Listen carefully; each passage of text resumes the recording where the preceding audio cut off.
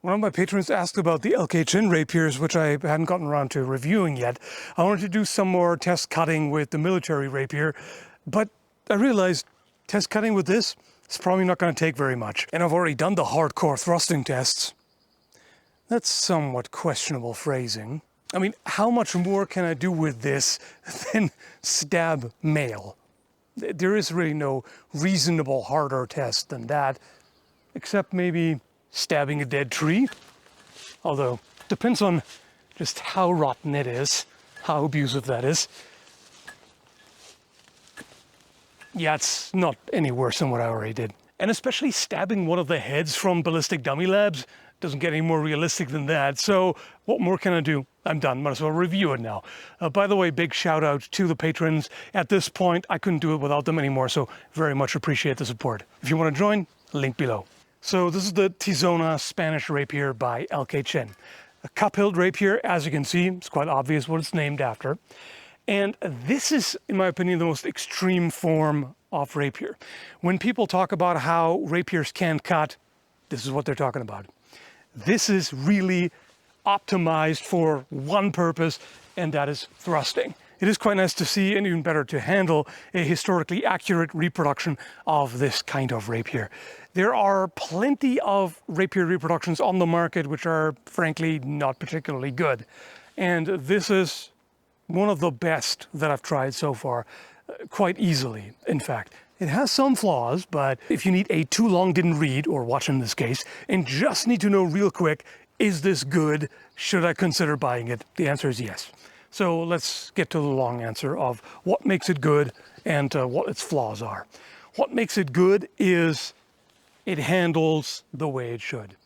So there is a distal taper, which isn't as important with this because of how much mass you have in the hilt and just how thin and narrow the blade is, but it still has one.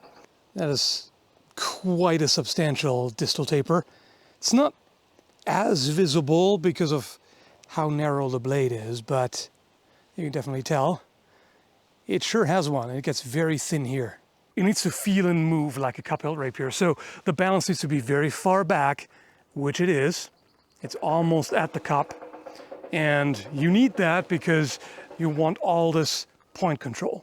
That's what this is all about. You need to be able to quickly and easily disengage and guide the point exactly to where you need to in a rapier duel. And arguably it also needs to be pretty because this is the weapon of a refined gentleman who uses it to defend his honor in duels rather than partake in the butchery of the battlefield. And it does that too. So let's start with the aesthetics. Is it pretty? Yes, it certainly is, with one exception. Very nice open work on the cup. Seems pretty precise overall, and it's very appealing decoration. And also you got the important functional part here, this lip there, which is supposed to catch an enemy rapier blade instead of slipping off the half dome, which would be quite easy. Some of you might think, what's up with the screws? Isn't that anachronistic? Nope. The pommel is quite nice too. Lots of decorative touches, as was the fashion back in the day. This was not a peasant's weapon by any means. Let's see if I can give you a bit of a look at the inside of the cup. Now what I don't like to see is this right here. There's some substantial flaws in the steel. Look at all the pitting there. Looks like it's torn out. It's kind of like a moon crater landscape there. That's very rough.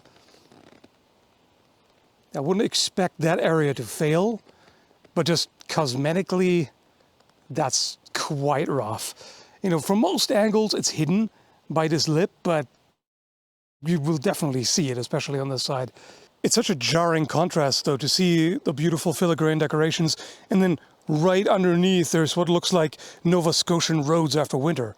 Okay, it's not that bad. These roads are something else. On LK Chen's website, it says that this is inspired by different rapiers, so not a replica of one specific original. Although looking at it, it seems to me that it was based mainly on this particular cup-hilt rapier from the 17th century at the Metropolitan Museum in New York City. The pommel is different and the decorations are not the same. The proportions seem a little different, but the original was shot from a lower angle than my picture, so that distorts proportions a bit. But as I said, it's not a specific replica, it's meant to be an amalgamation of different pieces. I really like the darker wire wrap on the right though. I wish they had done that here too. The blade I would call very good. It's a nice, smooth satin polish, and it's very well shaped overall. And the fit is excellent. No gaps, nice and tight. Everything's great, with the exception of the wire wrap.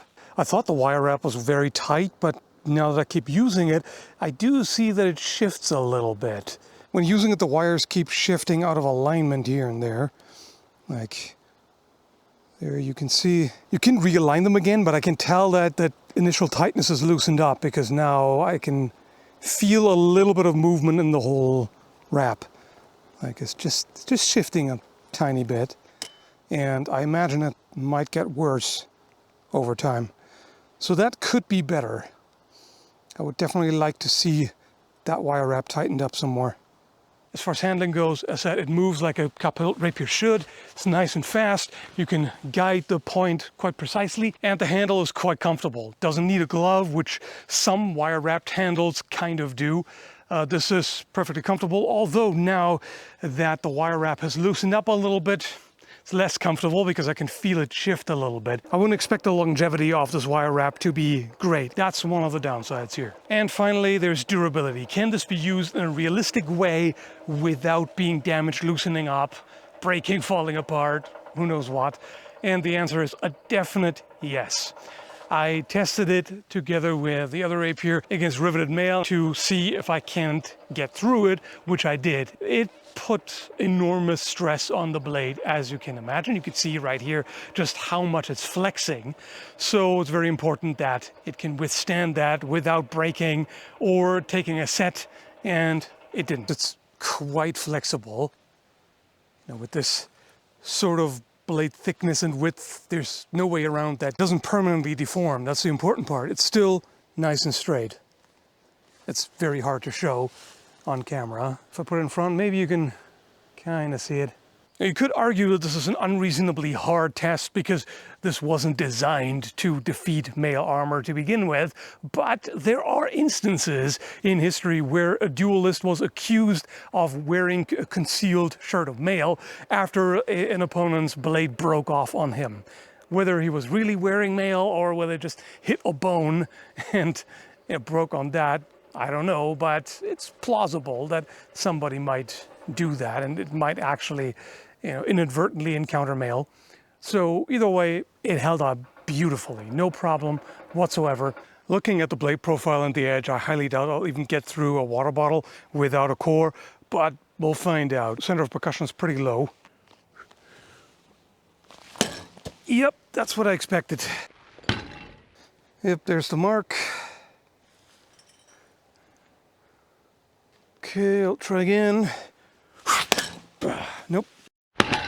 If I can't even get through the plastic of a bottle, then there's no way this would do much. We got a little something. We got a squirter. Yeah, that's probably the most that's going to happen. I don't think this is the kind of rapier you can cut with at all. Yeah, it's very difficult to keep this in focus, but hopefully I can give you a good look at the blade. So you really can't have much of an edge. If you look at just how narrow and thick it is, there isn't much room to really taper it. You can't get a fine angle there. Yeah, sure, you could hone the edge some more to make it feel sharp, but it's still not really going to cut. This is just not a cutting blade. This is the antithesis of a cutting blade. Well, I suppose the real antithesis would be in an S-Talk with like a square cross-section or something like that. Of course that works. It would be a shame if it didn't. Just imagine it broke from that. The stabbing performance, if you will, is on point. I got him in the jaw muscle which is pretty rude.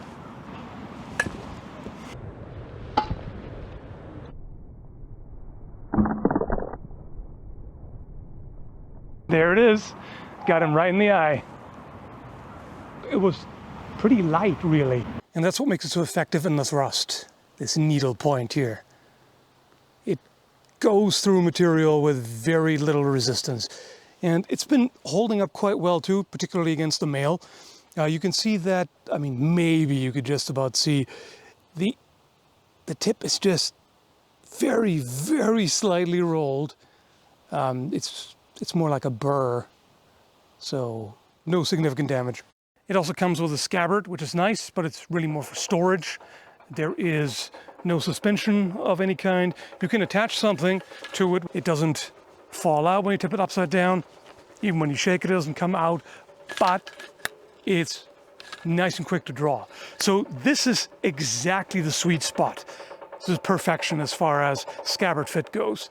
You know, just enough resistance that it's securely in there, but not so tight that you have to yank on it really hard to get it out. So this is just right. And yeah, simple, but there's nothing wrong with it. And by the way, this is the downside of rapiers with such long blades. While they give you excellent reach, they can be a little hard to draw. Even if you wear it pretty low, it's not that easy to draw because of just how long it is. So final verdict, under the acknowledgement that it was sent to me for free to review, so there's the potential for bias. But I showed you the issues with it, the flaws that it has. But even considering those, considering the price, I think this is pretty easy to recommend. I'm not aware of a higher quality cup-hilt reproduction in this price range, and it was fun to test it, and I hope you enjoyed this review. Let me know what you think, and thanks for watching. Link and specs in the description as usual, by the way.